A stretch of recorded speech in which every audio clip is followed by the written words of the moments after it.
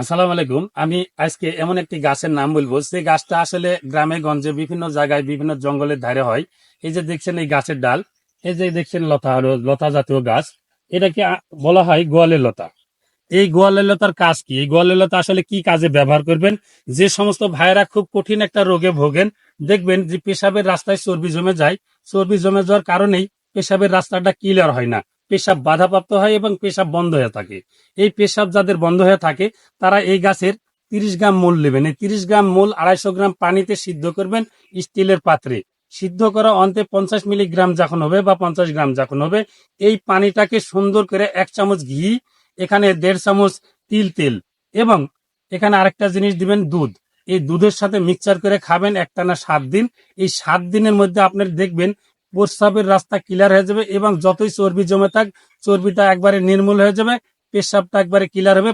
বাধাপ্রাপ্ত পেশাব হতে আপনি মুক্তি লাভ করবেন, ইনশাল্লাহ লাভ করবেন। আর এটা অরিজিনালি পরীক্ষিত একটা ওষুধ, আপনারা অবশ্যই ব্যবহার করবেন। ভালো থাকবেন, সুস্থ থাকবেন। আসসালামু আলাইকুম ওয়া রাহমাতুল্লাহি ওয়া বারাকাতুহু।